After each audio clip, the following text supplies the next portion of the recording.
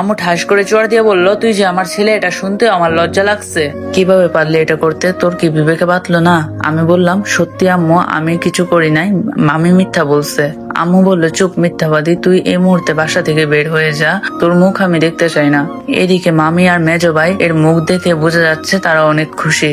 আমি বললাম, আচ্ছা আম্মু, আমি চলে যাচ্ছি, কিন্তু সত্যিটা একদিন তোমরা জানতে পারবা, সেদিন হয়তো আমাকে পাবা না। বলে আমি আমার রুমে চলে আসলাম, সবকিছু গুছিয়ে নিলাম, তারপর মামির রুমে গেলাম।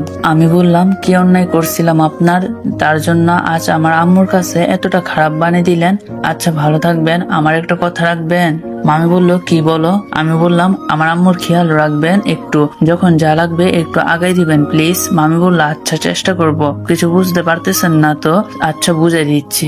একটু আগে মামির রুমে যাচ্ছিলাম আমার রসায়ন বইটা খোঁজার জন্য, তারপর গিয়ে দেখি আমার মেজো ভাইয়ের গায়ে কোনো কাপড় নাই আর মামি তো উলঙ্গ। আমাকে দেখে চমকে উঠে তারপর মামি আমার কাছে এসে বলে, প্লিজ তুমি কাউকে বলো না, আমার সংসারটা থাকবে না, চাইলে তুমি আর তোমার মেজো ভাই মিলে আমাকে ভোগ করতে পারো। আমি একটা থাপ্পড় মেরে বললাম, কি ভাবছেন, যা বলবেন তাই করব? কখনোই না। আচ্ছা আমার মামা কি আপনার কোনো চাওয়া অপূর্ণ রাখছে? কেন এমন করলেন? আমি এক নিঃশ্বাসে বললাম কথাগুলো। ওইদিকে মেজো ভাই কখন রুম থেকে বের হয়ে বাইরের দরজা লাগিয়ে দিছে আমি বুঝতেই পারি নাই। মামি বললো, বাঁচাও, কে কোথায় আছো, বাঁচাও প্লিজ, সুহান আমার এত বড় ক্ষতি করো না প্লিজ। আমি একদম বোবা হয়ে গেছি, আমার মুখ দিয়ে আর কোনো কথা বের হচ্ছে না। এদিকে আমার মামির চিৎকার শুনে সবাই চলে এলো। তারপর থেকে জানেনই তো আপনারা বর্তমান।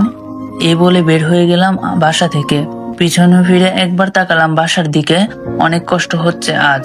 নিজের আপন মানুষ আজ মিথ্যা অপবাদ দিল, নিজের আপন মাও আমার বিশ্বাস করলো না। তারপর হাঁটা ধরলাম, এখন রাত 12টা বেজে 31 মিনিট। হাঁটছি আর একটু আগে হয়ে যাওয়া সব ঘটনা কথা ভাবছি। আচ্ছা আমার পরিচয়টা দিয়ে নি, আমি সুহান ইসলাম, সবাই সুহান বলে ডাকে। এবার এসএসসি দিব। পরিবারে আমি, আমার আম্মু, মেজো ভাই, আমার মামি থাকি। আমরা 3 ভাই 1 বোন। আপুর বিয়ে হয়ে গেছে অনেক আগে। আমার বড় ভাই আর মামা আমেরিকা থাকে, আর মামার বাড়িও কেউ নাই, তাই মামি আমাদের সাথে থাকে। এই যাক, আপনাদের পরিচয় দিতে গিয়ে বাস স্ট্যান্ডে চলে আসছি। পকেটে আছে মাত্র 1590 টাকা। কি করব, কোথায় থাকবো ভাবতেছি। ভাবতে ভাবতে কখন যে ঘুমিয়ে গেছি খেয়াল করি নাই। অপরিচিত একটি লোক বললো, এই ছেলে এভাবে ঘুমাই আসো কেন, উঠো এখান থেকে। আমি বললাম, কে কে? জি আঙ্কেল, উঠছি বলে ঘুম থেকে উঠে বললাম। অপরিচিত লোক বলল, কোথা থেকে যে আসে এসব মানুষ বুঝি না, বলে তিনি দোকান খুললেন। আমি একটা চায়ের দোকানে এসে মুখে পানি দিয়ে 2টা রুটি আর 1 কাপ চা খেলাম। তারপর দোকানদার আঙ্কেলকে বিল দিয়ে চলে আসলাম। ভাবছি চলে যাব এই শহর ছেড়ে, তাই করলাম, একটা টিকিট কেটে নিলাম, উদ্দেশ্য চট্টগ্রাম। তারপর বাসে উঠে বললাম, বাস চলছে আপন গতিতে, আর আমি কখন যে ঘুমিয়ে গেছি খেয়াল করি নাই। বাস হেল্পার বলছে, এই মামা আর কত ঘুমাবেন, এবার নামেন। আমি বললাম, হ্যাঁ হ্যাঁ, আমি কি চট্টগ্রাম এসে গেছি? বাস হেল্পার বলল, জি। তারপর আমি বাস থেকে নেমে একটা হোটেলে গেলাম। অনেক ক্ষুধা লাগছে, ওই সেই সকালে 2টা রুটি আর 1 কাপ চা খাইছি। তারপর হোটেল থেকে খেয়ে বেরিয়ে আসলাম। আমার কাছে আর মাত্র 955 টাকা আছে। কি করব, কোথায় থাকবো ভাবছি আর হাঁটছি। কে কোথায় আছো, বাঁচাও আমার ছেলেটাকে প্লিজ, আমাকে মারো, তাও আমার ছেলেকে মেরো না। একজন লোক হা করে হাসছে আর বলছে, তোর ছেলেকে মারবো? আমি কাছে যেতে একজন লোক বলল, এই ছেলে কি চাস এখানে, যা এখান থেকে ভাগ। আমি বললাম, কিছু চাই না আঙ্কেল, শুধু আপনারে আর আপনার এই চামচা কয়টারে চাই। সেই লোক বলল, মানে? আমি কোনো কথা না বলে দিলাম একটা বুকের লাথি। তারপর একে একে সবাইকে ওদের পাওনা বুঝাই দিলাম, কিন্তু একটা লাঠি দিয়ে পিছন থেকে আমার মাথায় মারে কে যেন। তারপর আর কিছু মনে নেই। চোখ খুলে নিজেকে হাসপাতালে আবিষ্কার করলাম। পাশে মায়ের বসে একটা আন্টি, ছোট একটা ছেলে, যে ছেলেটাকে আমি বাঁচিয়েছিলাম। আমি বাঁচাইনি, আল্লাহ বাঁচাইছে, আমি মাত্র ওসিলা। আর একটা মেয়ে বসে আছে। আন্টি বলল, বাবা তোমার এখন কেমন লাগছে? আমি বললাম, জি আন্টি, ভালো লাগছে। আমাকে এখানে কে আনলো? আমি তো এখানে ছিলাম না। সেই মেয়েটি বলল, আমার বাবা আনছে এখানে আপনাকে। তারপর সব খুলে বলল সেই মেয়েটি 2 দিন আগের রাতে যা যা হয়েছিল। আমি বললাম, আমার জন্য এত কষ্ট করতে গেলেন কেন? তারপর একজন অপরিচিত লোক রুমে ঢুকতে ঢুকতে বলল, কি যে বলো, তুমি আমার ছেলের আর আমার জীবন বাঁচিয়েছো, আর আমরা তোমার বাঁচাবো না?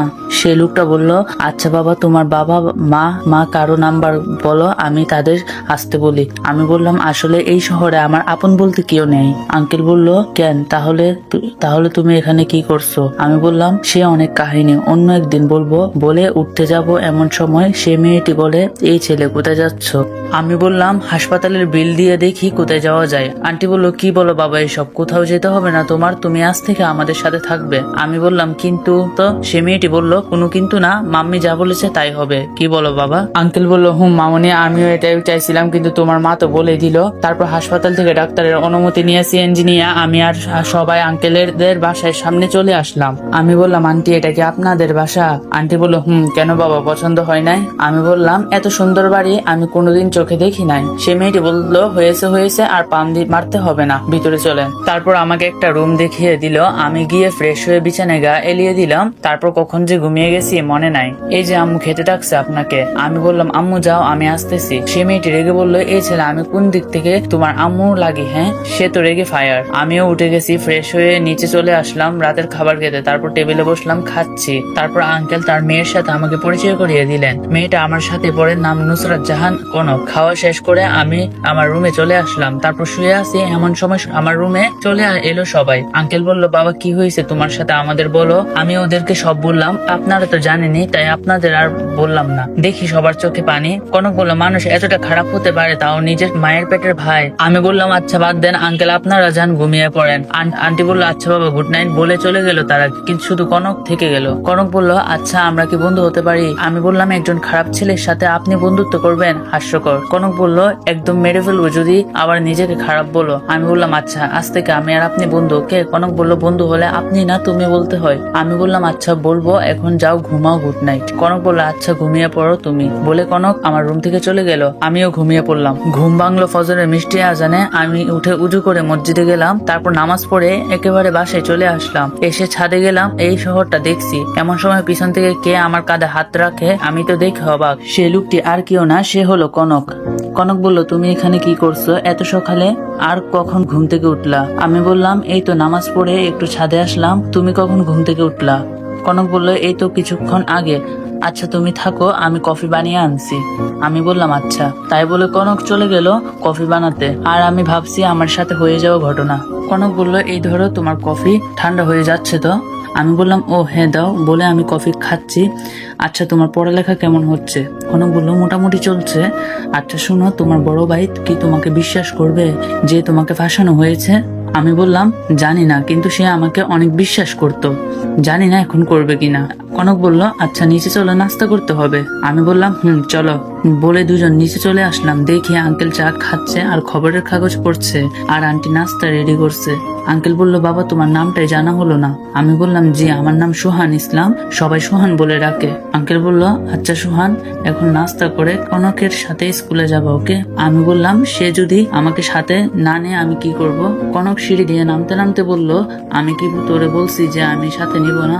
আমি তো কনকরে দেখে অবাক। কি যে বলবো ভাই, একদম নায়িকা নায়িকা ভাব লাগছে। তার থেকেও বেশি নীল শাড়ি, নীল ব্লাউজ, নীল চুড়ি। তার থেকে বেশি আরো ভালো লাগছে তার চুল গুলো, যা লাগছে না। আমি ওর দিকে হা করে তাকিয়ে আছি। কনক বলল, এই যে এত দেখতে হবে না, আমি কোনো পড়ি না যে হা করে তাকিয়ে থাকবা। আঙ্কেল হা হা করে হাসতে হাসতে বলল, আমার মেয়ে পরি থেকে বেশি সুন্দর। কি বলো সিয়ামের আম্মু? ও হ্যাঁ, আমার তো মনেই নেই। কনকের ছোট ভাইয়ের নাম সিয়াম, এখন মনে পড়লো। আন্টি বলল, আমার মেয়ে অনেক সুন্দর। আচ্ছা বাদ দাও, আসো খেতে আসো। বলে সবাই খেতে বসলাম। আমি লজ্জার জন্য খেতে পারছি না, আবার ক্ষুধার জালে থাকতেও পারছি না। কনক বলল, সুহান এটা তোমার নিজের বাড়ি ভাবতে পারো, তাই লজ্জা না পেয়ে পেট ভরে খাও। আবার বেশি খেও না, তাইলে পেট ফেটে সব বাইরে বেরিয়ে যাবে। বলে সে হাসতে লাগলো। আমি তো লজ্জায় শেষ। কি করব? খাবার টেবিল থেকে উঠে রুমে চলে আসলাম। শালা আর আমি বলে বেশি খাইলো, আমাকে বকা হচ্ছে তাই না? বলে আমার পাশে বসে বলল, সাথে নাস্তা নিয়ে আসছে। আমি বললাম, আমার আর খেতে ইচ্ছে করছে না, নিয়ে যাও তুমি। কনক বলল, কি বললে আবার বল কুত্তা। বলে আমার মুখের মধ্যে একটা টুকরো রুটি দিল। জীবনে এই প্রথম কোনো মেয়ে আমাকে খাইয়ে দিতেছে। খাওয়া শেষ করলাম, তারপর রেডি হয়ে বের হলাম। কনকের সাথে কনক ওদের গাড়ি বের করতে বলল ড্রাইভারকে, কিন্তু আমি নিষেধ করলাম। আমি বললাম, কনক আমরা রিক্সায় করে যাই। কনক বলল, আচ্ছা। বলে রিক্সায় ডাক দিল। তারপর রিক্সায় উঠে বললাম। কনক বলল, এই এদিকে সরে আসো, পড়ে যাবে তো তুমি। আমি বললাম, না ঠিক আছে, সমস্যা নাই, পড়বো না। কনক বলল, আমি বলছি তুমি সরে আসো নাই, তোমার তো না না না না না, এই তো সরে আসছি বলে একদম ওর ঘা ঘেসে ঘেসে বসলাম। অনেক ভালো লাগছে, আজ এই প্রথম কোনো মেয়ের সাথে রিক্সায় করে যাচ্ছি। তারপর রিক্সা একটা শপিং মলের কাছে এসে থামলো। কনক নেমে পড়লো। আমি বললাম, আমাদের যাওয়ার কথা তোমার স্কুলে, তো শপিং মলে আনলে যে? কনক বলল, এত কিছু বলতে পারবো না তো, খালি প্রশ্ন করো। রিক্সাওয়ালা বলল, মামা আমার ভাড়াটা দিয়ে দেন, আমি চলে যাই। কনক বলল, ও ও হ্যাঁ আঙ্কেল, বলে ব্যাগ থেকে 500 টাকার একটা নোট বের করে এগিয়ে দিল। রিক্সাওয়ালা বলল, ম্যাডাম আমার কাছে তো খুচরা নাই, আপনি খুচরা টাকা দেন। কনক বলল, আরে সবটাই রেখে দেন, সমস্যা নেই। রিক্সাওয়ালা বলল, ম্যাডাম আপনার মতো ভালো মানুষ আমি কখনো খুঁজে পাই নাই, যেখানে মানুষ 50 টাকা দিতে গিয়ে গালাগালি করে আপনি 500 টাকা দিয়ে দিলেন, আল্লাহ আপনাকে ভালো করুক, বলে সে চলে গেল। তারপর কনক আমার জন্য 4টা জিন্স প্যান্ট, 4টা টি শার্ট, 4টা শার্ট আর 3টা ট্রাউজার নিল, আর 2টা লুঙ্গি। তারপর মার্কেট থেকে বের হয়ে একটা মোবাইল শোরুমে গেল আর একটা মোবাইল কিনলো। আমি কিন্তু দেখি নাই কি ফোন, তাই বলতেও পারলাম না। তারপর বাসায় চলে আসলাম, এসে কলিং বেল দিলাম, আন্টি খুলে দিল। আমি বললাম, আন্টি আঙ্কেল কোথায়? আন্টি বলল, তোমার আঙ্কেল অফিসে গেছে। আমি বললাম, ও আচ্ছা, বলে রুমে চলে আসলাম। তারপর ফ্রেশ হয়ে একটা ঘুম দিলাম।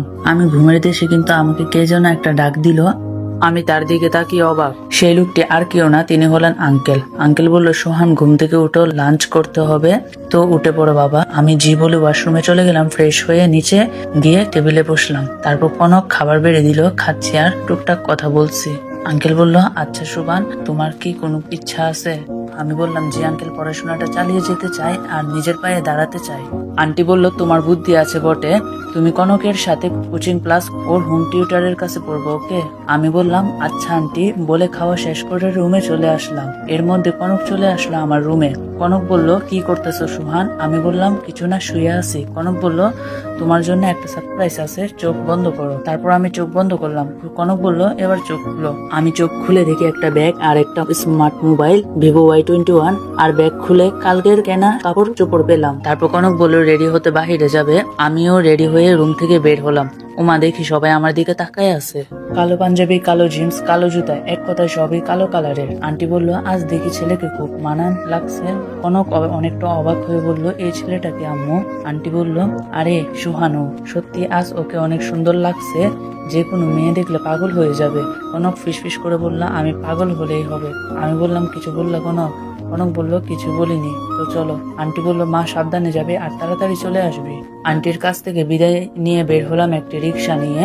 তারপর একটা পার্কের সামনে এসে রিক্সা ভাড়া মিটিয়ে একটা বেঞ্চে এসে 2জন বসলাম। আমি বললাম, কনক বাদাম খাবা? কনক বলল, আমি বললাম, আচ্ছা থাকো, আমি নিয়ে আসি, বলে আমি চলে গেলাম বাদাম আনতে। তারপর বাদাম কিনে এনে দেখি কিছু ছেলে ওর কাছে গিয়ে ওরে খারাপ খারাপ প্রস্তাব দিচ্ছে। কথাগুলো এরকম, একটা ছেলে বলছে, মামা এই মালটা তো আজ সারা রাত খেতে পারবো, ওহ ফিগারটা দেখছোস, একদম টাটকা, বয়ফ্রেন্ড বানিয়ে দিছে মনে হয়। অন্য আরেকটি ছেলে বলছে, হ মামা মালটা একদম খাসা, বলছে, আর ওর গায়ে হাত দেওয়ার চেষ্টা করছে।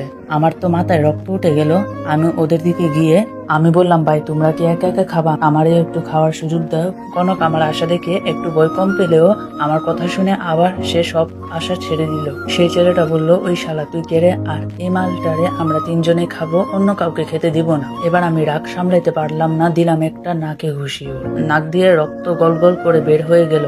অন্য একজনের বুকে দিলাম এক লাথি, সাথে সাথে 3জনে দিল এক দৌড়। তারপর কনকরে নিয়ে বাসায় চলে আসি। আসার সময় ওর জন্য আর ওর ছোট ভাইয়ের জন্য কিছু ফুচকা আর চকলেট নিয়ে আসি। কনক রুমে কান্না করতে করতে চলে গেল আর আমি ওর পিছু পিছু গেলাম। তারপর কনক এমন একটা কাজ করলো যা আমার সত্যি অনেক রাগ উঠলো। কাজটি হলো অনেক রাগ উঠলো।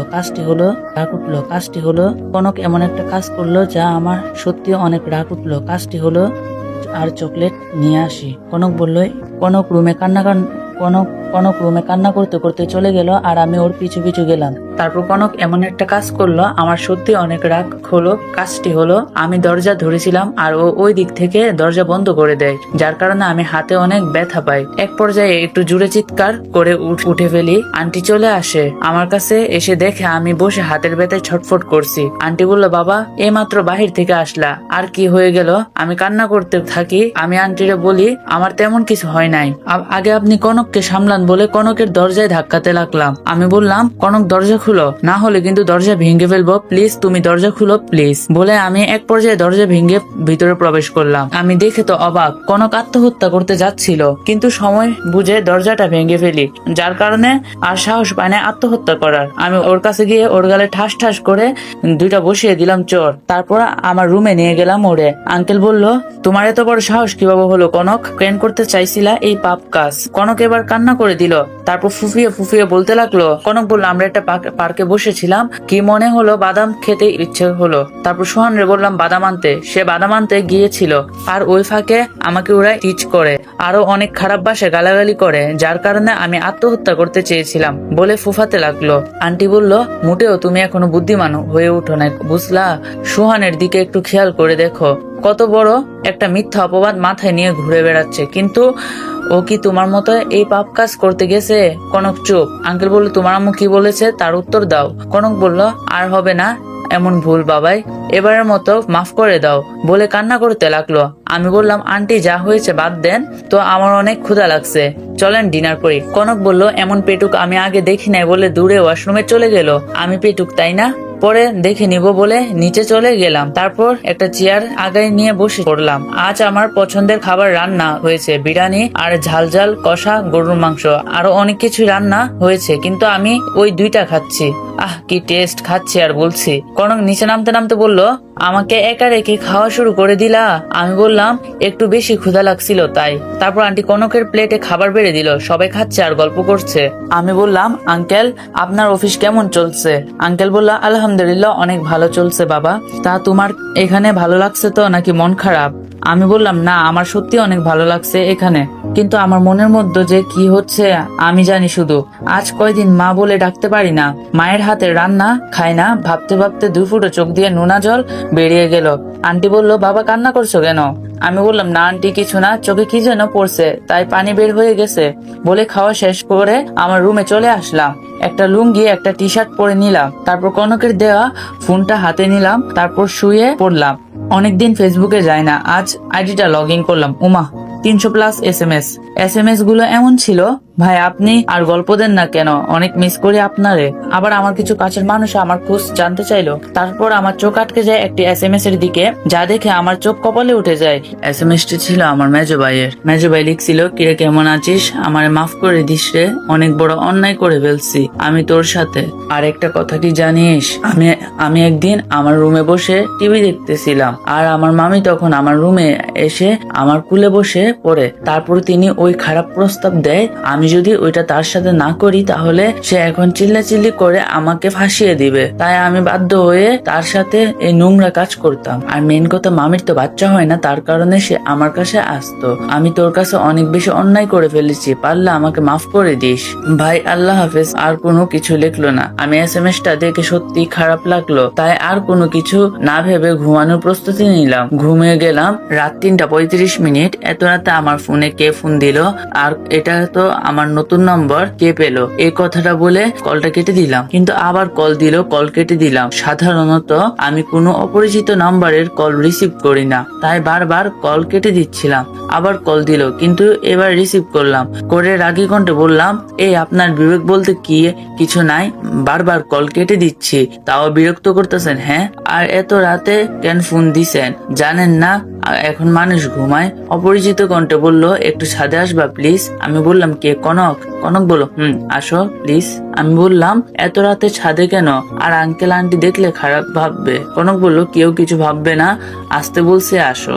আমি বললাম, আচ্ছা আসতেছি বলে ছাদে চলে গেলাম। কি হয়েছে যে এত রাতে আমাকে ছাদে ডাকলা? কনক বলল, সোহান, আমি তোমাকে যেদিন হাসপাতালে বেড়ে দেখি সেদিন তোমাকে আমি ভালোবেসে ফেলি, তোমার এই বুকে সারা জীবন থাকতে চাই। দেবে কি তোমার এই বুকে জায়গা? Love you Sohan, love you so much, do you love me? আমি তো অবাক, মেয়ে কি বলে? কিছু না বলে ওরে বললাম, আমি কখনো কারোর সাথে বিশ্বাসঘাতকতা করি নাই, তোমার বাবা আমাকে এখানে থাকতে দিছে, এমনকি আমার পরিবারের একজন মানে, আমি পারবো না তোমারে ভালোবাসতে, প্লিজ জোর করো না। এ কথাটা শুনে কনক কান্না করতে করতে চলে আসে রুমে। আমিও গিয়ে শুয়ে পড়ি। সকাল 9টা। আন্টি বলল, বাবা উঠে পড়ো, কনকের সাথে নাস্তা করে স্কুলে যাও। আমি ফ্রেশ হয়ে নিচে চলে আসলাম, তারপর নাস্তা করে ওর সাথে বের বের হলাম। রাস্তায় আমার সাথে একটাও কথাও বললো না। তারপর ওর স্কুলের সামনে এসে রিক্সা ভাড়া মিটিয়ে ভিতরে গেলাম। কনকের আশা দেখে ওর ফ্রেন্ডরা সব এগিয়ে আসে। একজন বন্ধু এসে বলল, কিরে তোর বয়ফ্রেন্ড নাকি? এটা দেখতে তো একদম নায়কের মতো। একটা বান্ধবী বলল, সত্যি এটা তোর বয়ফ্রেন্ড না হলে আমি প্রেম করতাম। ইস, দেখে তো প্রেমে পড়ে গেছি। কনক বলল, ওই থামবি, ও আমার বিয়ে হতে যাবে কেন? ও আমার বাসায় কাজ করে। তাই বাবা বলল ও আজ থেকে তোমাদের সাথে পড়তে যাবে, তাই তো নিয়ে আসলাম। দেখতে তো একটা খ্যাত। আমি কনকের কথা শুনে মনে অনেক কষ্ট পেলাম। চোখ দিয়ে 2 ফুটো নোনা জল বেরিয়ে এলো। সে মেয়েটি বলল, তুমি প্লিজ কষ্ট পেও না, ও একটু রাগী, আমি ওর হয়ে ক্ষমা চাচ্ছি। আমি বললাম, আরে সমস্যা নাই, চলো ক্লাসে চলো। বলে ক্লাস চলে গেলাম। স্যার রুমে ঢুকে সবার ভালো মন্দ খোঁজ নিতে গিয়ে আমার দিকে নজর যায়। স্যার বলল, এই ছেলে এখানে কি করতেছো, বের হয়ে যাও ক্লাস থেকে, বলে আমার কাছে আসতে লাগলো। কনক বলল, স্যার ওকে বের করবেন না প্লিজ, ও আমার বাসা কাজ করে, সাথে পড়াশোনা করে, ওরে বের করে দিবেন না স্যার। এটা শোনার পর ক্লাসে সবাই হা হা করে হেসে উঠলো, আর পাশাপাশি বলতে লাগলো, আজকাল চাকর বাকরও পড়াশোনা করে, বলে হা হা করে হাসতে লাগলো। আমি একটু কষ্ট পেলাম, কিন্তু সমস্যা নাই, আমাকে সামনে আগাতে হবে, সবাইকে দেখিয়ে দিতে হবে যে আমিও পারি। তারপর স্যার ক্লাস শুরু করলো। আজ পদার্থ ক্লাস। এবার সবাইকে প্রশ্ন করলো আলোর প্রতিফলনের ব্যাখ্যা দিতে, কিন্তু সবাই চুপ করে থাকলো। আমি বললাম, স্যার আমি বলবো কি, বলে উঠে দাঁড়ালাম। তারপর সব বুঝিয়ে বললাম। তা দেখে কনক সহ সবাই অবাক, সব থেকে বেশি অবাক স্যার। স্যার বলল, তুমি তো দেখছি অনেক মেধাবী, আজ থেকে আমি তোমাকে পড়াশোনার সকল প্রকার সাহায্য করব। তারপর এক এক করে 6টা ক্লাস করে বাসায় চলে আসলাম। এসে ফ্রেশ হয়ে আবার রুমে গিয়ে ঘুমায় পড়লাম। ঘুম ভাঙলো আঙ্কেলের ডাক। আঙ্কেল বলল, বাবা কি হয়েছে তোমার? দুপুরেও খাও নাই, আবার এখনো ঘুমিয়ে আছো? কনক কি কিছু বলেছো তোমাকে? আমি বললাম, না আঙ্কেল, ও কিছু বলে নাই, বলে ঘুম থেকে উঠে পড়লাম। তারপর ফ্রেশ হয়ে খেতে গেলাম। তেমন খেতে পারলাম না, কষ্ট করে খেয়ে রুমে এসে শুয়ে গল্প লিখছি। অনেকদিন পর গল্প লিখতে বসলাম। রাত 12টার দিকে পোস্ট করে ঘুমাই গেলাম। সকালে উঠে স্কুল, তারপর কোচিং, এভাবে চলে আমাদের দিনকাল। দেখতে দেখতে 1 বছর কেটে গেল। এইদিকে সুহানের পরিবার বড় ভাই ফোন করে বলছে, আম্মু আজ আমি আর আমার মামা বাংলাদেশ আসছি। আমাদের প্লেনটি চট্টগ্রাম বিমানবন্দরে ল্যান্ড করবে, তোমরা আমাদের নিতে এসো কেমন? আর সুহানের জন্য একটা গিফট আছে, আজ ওকে চমকে দিব। আচ্ছা এখন রাখি, বলে কল কেটে দিল। মামি বলল, আম্মু কে কল করেছিল? আম্মু বলল, সবুজ আর রাব্বি আজ বাসায় আসছে, তাই আমাদের চট্টগ্রাম যেতে বলল। মামি বলল, আমাকে সবুজ একবার জানানোর চেষ্টাও করলো না? মেজো ভাই বলল, আচ্ছা বাদ দেন মামি, আমরা কিন্তু চট্টগ্রাম বাসে যাব। মামি বলল, ওকে। বলে সবাই রেডি হয়ে নিলাম। তারপর বের হলাম চট্টগ্রাম। এবার চলুন আমাদের নায়কের কাছ থেকে ঘুরে আসি। এদিকে আমি বললাম, আন্টি কাল সন্ধ্যায় কুষ্টিয়া চলে যাব, পরশুদিন থেকে পরীক্ষা। কনক আমার কথা শুনে অনেক মন খারাপ করে। ও হ্যাঁ, আপনাদের তো বলাই হলো না। কনক আমার কলিজা।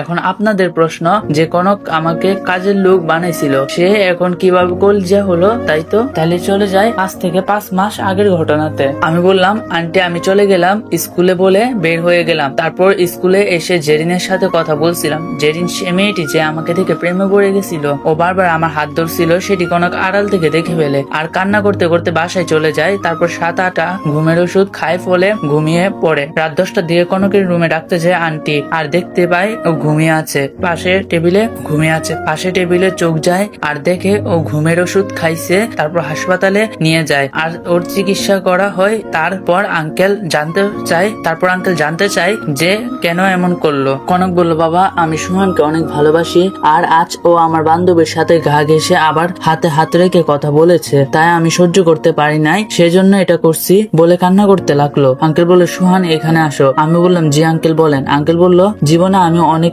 আমার মেয়ের কোনো চাওয়া অপূর্ণ রাখি নাই বাবা, আমার মেয়ে কি দেখতে খারাপ, কেন ওকে মেনে নাও নাই? আমি বললাম, প্লিজ আঙ্কেল এভাবে বলবেন না, আসলে আমিও ওকে ভালোবাসি, কিন্তু আমার কি কোনো পরিবার আছে? এখন না আছে টাকা পয়সা, মেইন কথা আমি আপনার বাড়িতে থেকে আপনার সাথে বেমানি করতে পারবো না কখনো। আন্টি বলল, আছে কে? আমাদের আম্মু আব্বু বলে ডাকবো ওকে? আমি বললাম, আপনারা যা বলবেন। তারপর ওকে বাসায় এনে অসুস্থ হয়ে গেল সেদিন রাতে। আমি বললাম, জান চলো খেতে চলো, আম্মু ডাকে। কনক বলল, আমি কারো জান না আর আমি খাবো না, বলে শুয়ে পড়লো। আমি টেবিল থেকে 1 প্লেট খাবার এনে, এই যে মহারানী এবার উঠে খেয়ে আমাকে উদ্ধার করেন। তারপর ওকে খাওয়াই দিলাম, আমিও খেয়ে নিলাম। তারপর ঘুমাই গেলাম। রাত 3টায় আমি ওকে ছাদে ডেকে আমি বললাম, ওর সামনে হাঁটু গেড়ে বসে একটা কালো গোলাপ নিয়ে, তুমি কি আমার বাবুর আম্মু হবা কি রাত জেগে গল্প করা সে মানুষ, হবা কি আমার সে মানুষটি যার জন্য একদিন অপেক্ষা করছিলাম? Love you Konok, love you so much, do you love me? Konok আমার হাত থেকে ফুলটা নিয়ে আমাকে জড়িয়ে ধরে বলল, আই লাভ ইউ টু সুহান, অনেক অনেক ভালোবাসি এই পাগলটারে, বলে আমার ঠোঁটের সাথে ঠোঁট মিলিয়ে দিল। 5 মিনিট পর ছেড়ে দিল। আমি বললাম, আমাকে কি মেরে ফেলার প্ল্যান করছো? কনক বলল, এটা ভালোবাসা বলে আমার বুকে মুখ লুকালো। তারপর কতক্ষণ সেখানে ছিলাম মনে নাই। বর্তমান কনক বলল, তুমি আমাকে রেখে চলে যাবা, বলে আমাকে জড়িয়ে ধরে কেঁদে দিল। আমি বললাম, আরে পরীক্ষা দিয়ে আবার চলে আসবো তো। তারপর ওকে রুমে নিয়ে দরজা আটকিয়ে দিই। আমি বলি, যান একটু কাছে আসো তো, আজ একটু মন ভরে আদর করবো। কনক বলল, যা দুষ্টু, যারা গল্প শুনতেছে তারা তো সব দেখে ফেলবে। তারপর বলল, লাইটটা বন্ধ করে দাও। তারপর ঠোঁট এর সাথে ঠোঁট মিলিয়ে দিয়ে অনেকক্ষণ পর আমি আমার রুমে চলে আসি, ঘুমিয়ে পড়ি। তারপর সকালে ঘুম থেকে উঠে ফ্রেশ হয়ে নাস্তা করে সব গুছিয়ে নিই। তারপর সবার কাছ থেকে বিদায় নিয়ে কনকের কাছে যাই। আমি বললাম, এমন করলে কি হবে বলো, আমারে তো তোমার ফ্যামিলির মতো হয়ে উঠতে হবে, আর আমি কিছুদিন পরে আমার কলেজের জন্য চলে আসব, বলে একটা কপালে চুমু দিয়ে বসলাম। ভালো করে পরীক্ষা দিবা আর সময় মতো খাওয়া দাওয়া করবে, ওকে? কনক বলল, তুমিও, বলে বের হয়ে গেলাম। তারপর বাস স্ট্যান্ডে চলে এসে একটা টিকিট কাটি। রাত 8টার বাস ছাড়লো। আমি কানে হেডফোন লাগিয়ে গান শুনছি। এমন সময় আমার চোখ আটকে যায়। ভালো করে দেখি আমার মামা, বড় ভাই, মামি আর মেজো ভাই। বড় ভাই আমাকে দেখে আমার কাছে এগিয়ে এসে যা বললো তা শুনে আমি আকাশ থেকে পড়লাম। তা হলো, আমি কানে হেডফোন লাগিয়ে গান শুনছি। এমন সময় আমার চোখ আটকে যায়। ভালো করে দেখি আমার মামা, মা, বড় ভাই, মামি আর মেজো ভাই। বড় ভাই আমাকে দেখে আমার কাছে এগিয়ে এসে যা বললো তা শুনে আমি আকাশ থেকে পড়লাম। বড় ভাই বলছে, কিরে ভাই, কেমন আছিস? অনেকদিন পর তোরে দেখলাম রে, তা তুই আমারে আনতে যাস নাই কেন? আমি কিন্তু অনেক কষ্ট পাইছি, আর তুই যার জন্য আমার উপর রাগ করে আমাকে আনতে যাস নাই, আমি কিন্তু তোর জন্য সেটা আনছি। ভাইয়া কি আনছে, ভাইয়া আমার জন্য কি আনছে সেটা আপনারা পরে জানতে পারবেন। আমি বললাম, কে আপনি, আর কি সব উল্টা পুল্টা কথা বলতেছেন? আমি আপনার ভাই হতে যাব কেন? বড় ভাই বলল, এসব কি বলতেছ ছোট ভাই? বড় ভাই বলল, এসব কি বলতেছ ছোট? আমি আমি তো কিছু বুঝতে পারতেছি না। আমারে কি তুই চিনতেছস না? আমি তোর বড় ভাই। আমি বললাম, আমার কোনো পরিবার নাই, আর বড় ভাইয়ের তো কোনো প্রশ্নই আসে না। আমার এই কথা শুনে আমার বড় ভাইয়ের চোখের জল স্পষ্ট বুঝতে পারলাম, কিন্তু আমার এই পরিবারের প্রতি কোনো মায়া নাই। তারপর বড় ভাই আর কোনো কথা না বলে চলে গেল। এমন সময় আমার ফোন বেজে উঠলো। ওই বাস থেকে বলল, জান তুমি কি বাসে উঠছো? আর কোনো অসুবিধা হয় নাই তো? আমি বললাম, না পাকলি কোনো সমস্যা হয় নাই, আর আমি বাসে উঠে পড়ছি। এখন আমি বাগেরহাটের মধ্যে, আর একটা সমস্যা হয়েছে। কনক উত্তেজিত হয়ে বলল, কি হয়েছে, কি বললো তাড়াতাড়ি। আমি বললাম, আজ আমার পরিবারের সাথে দেখা হয়েছে, এক বাসে আছি, আর ভাইয়ের সাথে কথা হয়েছে একটু আগে। যা কথা হয়েছে সে সব খুলে বললাম কনকরে। কনক বলল, তোমার এটা করা ঠিক হয় নাই, সে তো কিছু জানে না, তার সাথে এমন করাটা ভালো লাগলো না আমার। যাই হোক, ভালো করে পরীক্ষা দিবা, নাইলে কিন্তু একটা আদরও পাবা না বলে দিলাম। আমি বললাম, আগে পরীক্ষাটা দিয়ে নি, পরে দেখা যাবে। আচ্ছা যান বাই, পরে কল দিব না। কনক বলল, ওকে। মোবাইলে একটা চুমু দিয়ে কলটা কেটে দিল। আমি ওখানে হেডফোন লাগিয়ে গান শুনতে শুনতে ঘুমিয়ে গেছি। এই মামে উঠেন, আমরা কুষ্টিয়া মজমপুর চলে আসছি। আমি তারপর বাস থেকে নেমে একটা রেস্টুরেন্টে গিয়ে নাস্তা করে বসলাম। এমন সময় দেখি আমার বেস্ট ফ্রেন্ড শিহাব বলে, কিরে তুই সুহান না? আমি বললাম, নিজের বেস্ট ফ্রেন্ড কেও ভুলে গেলি? টুকটাক কথা বলে চলে আসলাম শিহাবদের বাসায়। আমাকে দেখে শিহাবের আম্মু জড়িয়ে ধরে বলল, বাবা তুই এতদিন কোথায় ছিলি? রাগ করে বাসা থেকে 1 বছর আগে বের হয়ে গেলি, আর আসলি না। কিন্তু তোর পরিবারের কাছে যদি তোর কথা জিজ্ঞেস করি, তারা এড়িয়ে যায় আর বলে, ওর কথা আর আমার কাছে বলবি না। আমার আম্মু আর শিহাবের আম্মু বেস্ট ফ্রেন্ড ছিল। আমি শুনে একটু কষ্ট পেলাম, কিন্তু আন্টিকে বুঝতে দিলাম না। আন্টি বলল, আচ্ছা বাবা তুই ফ্রেশ হয়ে নাস্তা করে নে। আমি বললাম, না আন্টি, নাস্তা করে আসছি, তুমি করে নাও, বলে আমি রুমে চলে আসলাম। তারপর ফ্রেশ হয়ে একটু ঘুমিয়ে নিলাম, কারণ সারা হবে। ও হ্যাঁ, যার জন্য কুষ্টিয়া আসা, আমার কাল এসএসসি পরীক্ষা, তাই পরীক্ষা দিতে আসছি। ঘুম ভাঙলো শিহাবের ডাকে। এ মামা উঠে গোসল করে নে, লাঞ্চ এর সময় হয়ে গেছে তো। আমি বলে ওয়াশরুমে ঢুকলাম গোসল করার জন্য। তারপর গোসল করে লাঞ্চ করে এসে পিসিটা অন করলাম। আজ একটু কল অফ ডিউটি খেলবো, আমার প্রিয় গেম। তারপর খেলা শেষ করে বিকালে হাঁটতে বের হলাম। অনেকজনের সাথে কথা বললাম। তারপর দেখি মামা মামিকে, তারা আমার কাছে আসছিল। সবুজ মামা বলল, সুহান যা হয়েছে হয়েছে, বাদ দাও, আমার সাথে বাসায় চলো, তোমার জন্য তোমার ভাই আইফোন 13 আনছে। কিন্তু তখন তাকে যে কথাগুলো বলছো অনেক কষ্ট পাইছে সে। আমার জন্য এটাই আনছিল। বাসের মধ্যে বলছিলাম যে পরে বলবো সেটা কি গিফট এটা। আমি বললাম, না মামা, আমার কাল থেকে পরীক্ষা, আমি যাবো না একদিন ইনশাআল্লাহ, বলে চলে আসলাম। মামি আমার সাথে কথা বলার অনেক চেষ্টা করছে, কিন্তু আমি পাত্তা দেই না। বাসায় এসে ফ্রেশ হয়ে হালকা নাস্তা করে পড়তে বসলাম। আমি ওরে বলে দিছিলাম আমাকে ডিনার করতে ডাকবি না। পড়া শেষ করে 4:31 বাজে দিলাম কনকরে কল। ও পাশ থেকে বলে, আপনার অ্যাকাউন্টে পর্যাপ্ত পরিমাণ টাকা নেই, অনুগ্রহ করে আবার রিচার্জ করে আবার চেষ্টা করুন, ধন্যবাদ। ধুরবাল, বিকাশে চলে গেলাম। আমার বিকাশে 10,090 টাকা আছে জমানো টাকা। ওমা, বিকাশে ঢুকে দেখি 40,799 টাকা। এত টাকা কিভাবে আসলো? কেউ ভুল করে দিয়ে দিল না তো? তাই বলে নোটিফিকেশন চেক করে দেখি আঙ্কেলের নাম্বার থেকে টাকা পাঠানো হয়েছে, তাও রাত 3:34-এ। আমি ভাবছি মেসেজ এলে তো নোটিফিকেশন বাজবে, কিন্তু বাজলো না কেন বলে ফোনের দিকে তাকিয়ে দেখি ফোন সাইলেন্ট করা। তারপর বিকাশ থেকে 109 টাকা রিচার্জ করে দিলাম কনকরে ফোন। কনক বলল, এই কে রে, এত রাতে কল দিলি? জানিস না এখন মানুষ ঘুমায়? আমি বললাম, আমার ডায়লগ আমারই দিতেছো? তা তোমার আজ পরীক্ষা, তুমি ঘুমিয়ে আছো কেন? কনক বলল, না, একটু আগে পড়া শেষ করে ঘুমিয়েছিলাম, আর তুমি দিলা কর, আমার তো ঘুমের 12টা বেজে গেল। আমি বললাম, আচ্ছা ভালো, এখন পড়তে বসো বলে কল কেটে দিলাম। তারপর ফজরের আজান দিল, আমি নামাজ পড়তে গেলাম। নামাজ পড়ে একটু হাঁটাহাঁটি করে চলে এসে পড়তে বসলাম। তারপর নাস্তা করে শিহাবরে নিয়ে চলে আসলাম পরীক্ষা দিতে। পরীক্ষা আজ অনেক ভালো হয়েছে, 6 সেট প্রশ্ন কমন। শিহাবেরও অনেক ভালো পরীক্ষা হয়েছে। তারপর বাসে এসে গোসল করে লাঞ্চ করে ঘুমাই গেলাম। দেখতে দেখতে আমার পরীক্ষাটাও শেষ হয়ে গেল। একদিন শিহাবের সাথে নাস্তা করতেছিলাম, এমন সময় কে যেন কলিং বেল বাজালো, তাই দরজা খুলে দিলাম। আমি দেখি আমার মা আর বড় ভাই এসেছে। তারপর তাদের বসতে বললো আন্টি, মানে শিহাবের আম্মু। আমরা নাস্তা করে আমি আমার রুমে চলে গেলাম। আমি আমার সবকিছু গুছিয়ে নিলাম, আজ চলে যাব চট্টগ্রাম। তারা কথা বলছিল। আম্মু বলতেছে, বান্ধবী, আমার ছেলের বিয়ে সামনের সপ্তাহে, তোরে কিন্তু আজই যেতে হবে বলে বিয়ের কার্ড হাতে দিল। তারপর আন্টি বলল, বাবা সেদিন তুমি হলে আর বিয়ের বয়স হয়ে গেল, তা বাবা তোমার হবু শ্বশুর কেমন আছে? ভাই তো লজ্জায় শেষ, ওখান থেকে বেরিয়ে আসলো। আমি বললাম, আন্টি আমি চলে যাচ্ছি বলে আন্টির হাতে 15,000 টাকা দিলাম। আন্টি বলল, বাবা এটা কিসের টাকা? আমি বললাম, এতদিন আপনার বাসায় থাকছি, তাই বাসা ভাড়া ও খাওয়ার খরচ। আন্টি ঠাস ঠাস করে 2টা চড় আমার গালে বসিয়ে দিল, আর রাগে গলায় বলল, তোরে আমি আমার শিহাবের মতো মানি, আর তুই কি না আমার বাসায় 1 মাস থেকে আমার বাসা ভাড়া দিতেছস? তোর কি টাকা বেশি হয়ে গেছে?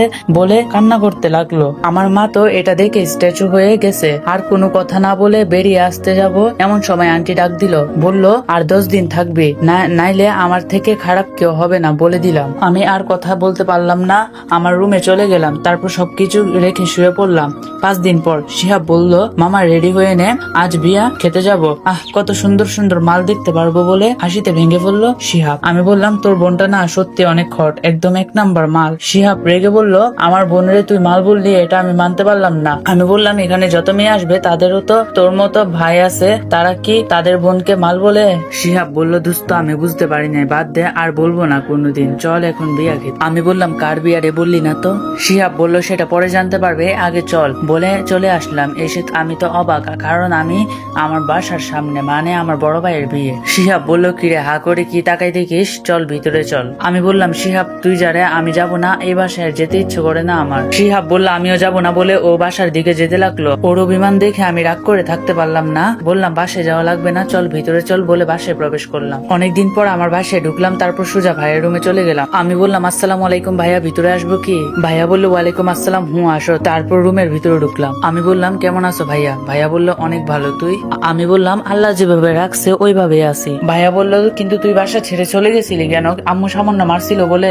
আমি বললাম, এমনি। এটা বলে আমি আমার রুমে চলে আসলাম। আমার রুমটা কেমন অগুছালো হয়ে আছে, তাই পরিষ্কার করে ওয়াশরুমে গেছি। এমন সময় কনক ফোন দেয়, আর তখন আমার রুমের পাশ দিয়ে শিহাব যেতেছিল। শিহাব কলটা রিসিভ করে। শিহাব বলল, আসসালামু আলাইকুম, কে বলতেছেন? কনক বলল, ওয়ালাইকুম সালাম, জান আমারে চিনতে পারো নাই? আমি কনক, আজ নতুন সিম লাগালাম। শিহাব বলল, সরি আমি সুহান না, আমি ওর বন্ধু। কনক বলল, সোহান কোথায় গেছে? ওর কিছু হয় নাই তো বলে কান্না করে দিল। তারপর আমি ওয়াশরুম থেকে বের হয়ে বললাম, কে রে ফোন দিছে? তারপর শিহাব বলল, জানি না, দেখ তোর খোঁজ করতেছে। তারপর আমি বললাম, হ্যালো, কে বলতেছেন? কনক বলল, কুত্তা, আমি তোর বউ বলতেছি, আমারে চিনতে পারস নাই? তুই খালি একবার আমার কাছে আয়, তারপর তোরে কি করি দেখ। আমি বললাম, আরে আমার বউ দেখি রাগও করতে জানে, আমি আসলে তোমার নাম্বার খেয়াল করিনি, এমন আর হবে না জান। কনক বলল, আবার যদি হয় তোর খবর খারাপ করে ছাড়বো বলে দিলাম। আমি বললাম, বউটা এখন কি করে? কনক বলল, বসে আসি জান, তুমি কি করো? আমিও বসে আসি। লাঞ্চ করছো? কনক বলল, না, তুমি? আমি বললাম, আগে গিয়ে খেয়ে আয়, নয়তো তোর সাথে কথা নাই। এমন সময় আমার রুমে আমাকে ডাকতে আসলো একটা মানুষ, যা দেখে আমি অবাক হয়ে যাই। তিনি হলেন আমার মা। মা বলল, কেমন আছো সুহান? আমি বললাম, ভালো, আপনি কেমন আছেন? আম্মু বলল, ভালো নাই, কিন্তু তুমি বাসা থেকে চলে গেলে অনেক ভালো থাকবো আমি চাই না কোনো বাজে ছেলে আমার ছেলের বিয়েতে এসে কোনো মেয়ের সর্বনাশ করুক। আমি তোমায় হাত জোর করে বলছি, তুমি বাসা থেকে চলে যাও প্লিজ। আমি বললাম আচ্ছা চলে যাচ্ছি, সমস্যা নাই, কিন্তু আমি আমার পরিবারকে ভালো রাখতে চাই। আমি যেমনই থাকি না কেন আমার পরিবার ভালো থাকতে আমিও ভালো থাকবো বলে আম্মুর হাতে একটা গিফটের প্যাকেট ধরিয়ে দিলাম আর বললাম এটা ভাবির জন্য। তারপর কষ্টে সেখান থেকে চলে আসলাম। এসে আমি বাসের টিকিট কেটে নিলাম, তারপর রাতে ডিনার করে বাসে উঠলাম। সকাল 8টায় কনকদের বাসার সামনে এসে কলিং বেল চাপ দিলাম। তারপর কনক এসে দরজা খুলে দিল আর আমাকে দেখে জড়িয়ে ধরে কান্না করে দিল। তারপর কনক বলতে লাগলো আমার জানটার মুখ শুকিয়ে গেছে, একদম মনে হয় খাওয়া দাওয়া করে নাই। দেখি বলে টেবিল থেকে নাস্তা নিয়ে আসলো। আমি ততক্ষণ আমার রুমে চলে গেলাম। তারপর সব খুলে একটা হাফ প্যান্ট আর একটা গেঞ্জি পরে ফ্রেশ হয়ে আসলাম। তারপর কনক আমাকে খাইয়ে দিতে লাগলো। রুটি আর গরু মাংসের ঝোল আমার মুখে তুলে দিতেছিল আর আমি ওকে কামড় দিতেছিলাম। কনক বললো এই দুষ্টু কামড় দেও কেন, ব্যথা লাগে তো। আমি বললাম আমার বউরে যা ইচ্ছা তা করবো, তোমার কি? হ্যাঁ। কনক বলল তবে রে দাঁড়া, খাওয়া শেষ হোক তোর, তারপর দেখি কি করতে পারি। দরজায় দাঁড়িয়ে একজন বলছে ভিতরে আসবো। কনক বলল পারমিশন নিয়ে ভিতরে আসতে হবে নাকি আম্মা? আন্টি বললাম স্বামীর জন্য এত দরদ উল্টে পড়ছে, আম্মুর সামনেও খাইয়ে দিতে হয়? আমি বললাম না মা, মানে একটু বেশি ক্ষুধা লাগছিল তাই আর কি। আন্টি বললো খাও। তা বাবা তুমি কেমন আছো এবং পরীক্ষা কেমন হলো তোমার? আমি বললাম আলহামদুলিল্লাহ ভালোই হয়েছে আর আমি অনেক ভালো আছি আলহামদুলিল্লাহ। আপনি কেমন আছেন? আন্টি বললো ভালো আছি বাবা, তা তোমরা থাকো আমি রান্না করে আসি বলে আন্টি চলে গেল। আর আমার খাওয়া শেষ, আমি বিছানায় শুয়ে পড়লাম। কনকও চলে আসলো আর দরজা বন্ধ করে দিয়ে আমার কাছে চলে আসলো। কনক বলল এবার দেখ আমি কি করি বলে আমার ঠোঁট আর ওর ঠোঁট এক করে নিয়ে চুষতে লাগলো। 5 মিনিট পর ছেড়ে দিল। আমি বললাম আমারে মেরে ফেলবে নাকি? হ্যাঁ বলে আমি ওরে জড়িয়ে ধরে ঘুমিয়ে গেলাম। এভাবে চলতে লাগলো আমাদের দিনকাল। দেখতে দেখতে পরীক্ষার রেজাল্টের দিন চলে আসলো। আজ রেজাল্ট দিবে। কনক কি যে হবে বলছিল আর আল্লাহ আল্লাহ করছিল। তারপর রেজাল্ট দেখলাম কনকে A+ পেয়েছে। ওকে বলতে ও জড়িয়ে ধরলো। তারপর বললো তোমারটা কিন্তু পেলাম না। এবার আমারটা বের করলাম, উমা আমি তো ফেল। অনেক ভালো করে পরীক্ষা দিয়েছিলাম, চোখে জল চলে এলো। এমন সময় কনক বলল আরে গাদা এটা তোর যশোর বুট দে। তারপর মনে পড়লো আমি তো যশোর বুট, আসলে চট্টগ্রাম থাকতে থাকতে সব চট্টগ্রাম লাগে। আমার রেজাল্টে গোল্ডেন A+ পেয়েছি। কনক শুনে তো আমার গালে কত কিস দিল বলার বাহিরে। তারপর আঙ্কেলের ফোন দিলাম, আঙ্কেল শুনে অনেক খুশি হয় আর বাসায় চলে আসে। সবাই মিষ্টি মুখ করিয়ে তারপর বাসায় চলে আসি। তারপর রাতে খেয়ে ঘুমিয়ে যাই। কলেজে ভর্তির জন্য আবেদন করছি, রাজশাহী সরকারি কলেজে চান্সও পাইছি। আজ আমি আর কনক রাজশাহী চলে যাচ্ছি। তারপরে এসে একটা বাসা ভাড়া নিলাম, ওখান থেকে একসাথে আমরা কলেজে যাই। এভাবে চলতেছে আমাদের দিনকাল। দেখতে দেখতে HSCও শেষ হয়ে গেল।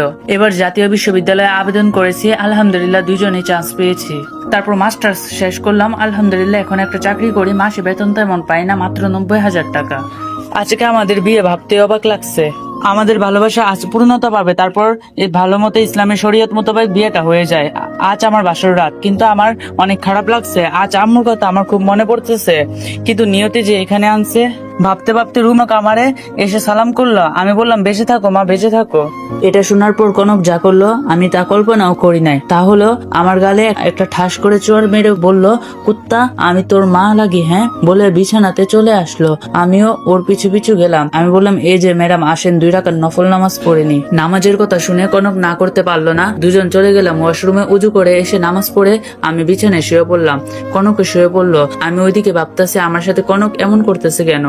কনক রে পিছন থেকে জড়িয়ে ধরলাম। দেখি ও এবার আমার দিকে ঘুরলো। তারপর আমি ওকে বললাম আমি জানি না আমার বউটা আমার উপর রাগ করে থাকতে পারবে না বলে একটা ভালোবাসার পরশ এঁকে দিলাম। কনক বলল তুমি আমাকে সব সময় রাগাও কেন? আমি বললাম তোমাকে রাগাতে আমার অনেক ভালো লাগে তাই, বলে বউরে একটা কিস দিলাম। ও বউ এবারের মতো মাফ করো, আর কোনোদিন বলবো না। কনক বলল আচ্ছা এবারের মতো মাফ করলাম, এরপর থেকে যদি বলতে দেখি আমার থেকে খারাপ কেউ হবে না, এ বলে দিলাম। হ্যাঁ বলে আমার বুকে এসে কান্না করে দিল। আমি বললাম আরে পাগলি কান্না করে নাকি কেউ এভাবে? জানো আজ আমার অনেক খারাপ লাগছে। আজ আমার একটা ভুলের কারণে আমার পরিবারের কাছে আমি খারাপ। কনক বলল আমার জান রে আমি কষ্ট পেতে দিব না, আমি আমার ভালোবাসা দিয়ে সবটুকু ভুলিয়ে দিব। আচ্ছা জান আমাকে একটা জিনিস দিবা? আমি বললাম একটা না 1000টা দিব। বলো কি রাখবে? কনক বলল আমি তোমার বাবুর আম্মু হতে চাই, বলে আমার বুকে মুখ লুকালো। আমি বললাম ও এ ব্যাপার, আচ্ছা এটা কাল হবে, আজ ছাদে চলো, বলে ওকে কুলে তুলে নিলাম। তারপর ছাদে চলে আসলাম। এসে ওর কুলে মাথা দিয়ে শুয়ে আছি আর ও আমার মাথায় হাত বুলিয়ে দিতেছে আর ওর জীবনের সুখ দুঃখের সব কথা বললো।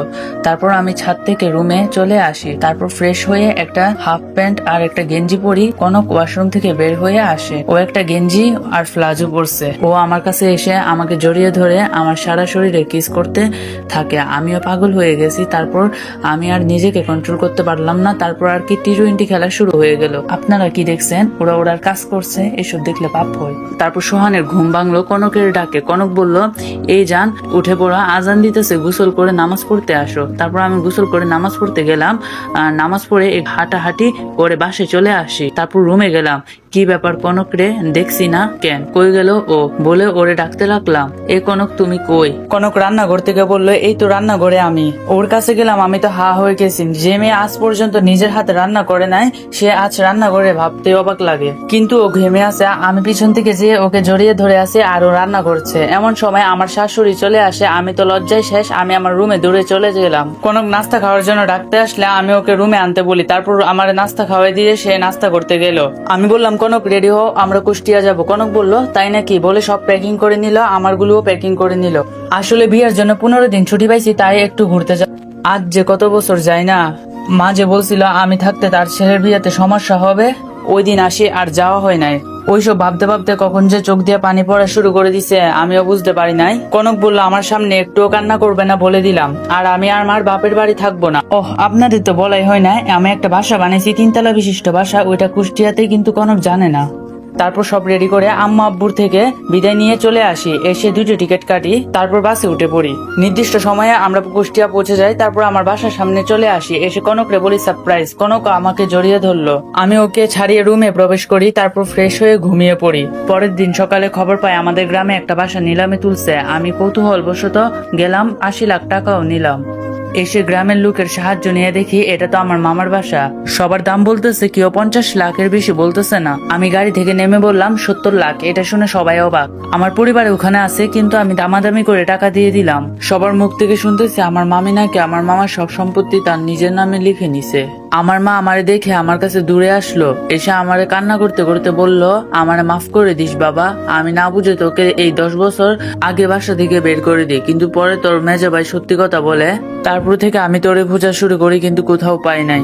চলুন কি হয়েছিল সেদিন যে আমার মেজো ভাই সব সত্য কথা বলে দিয়েছিল জেনে আসি। সকালবেলা ভাইয়ের বুকের বাম পাশে ব্যথা করতেছে বলে চিৎকার করে উঠে, আর বাসার সবাই চলে আসে।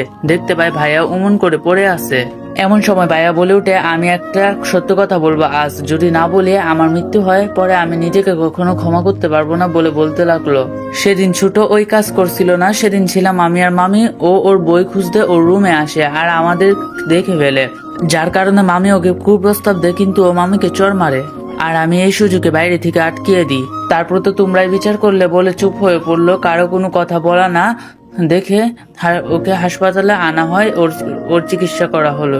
বর্তমান প্লিজ বাবা আমাকে মাফ করে দেয়, আমি আর পারছি না বলে আমার পা জড়িয়ে ধরতে যাবে, অমনি আমি তাকে জড়িয়ে ধরে কেঁদে দিলাম। তারপর বললাম, আমি কারো উপর রেগে নেই মা, আমি সবাইকে মাফ করে দিছি। মা বললো, চল আজ বাসায় চল।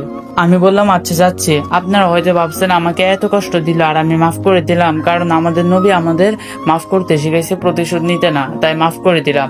আমি আমার বাসার সামনে, ভাবতে অবাক লাগছে। ভিতরে প্রবেশ করতে যাব এমন সময় একজন মেয়ে আমার কাছে এসে বলে, কে আপনি আর কি চাই? বয়স হবে 8 বছর। যাই হোক, আম্মু ছিল কাছে, যার কারণে আমি ঢুকতে পারি।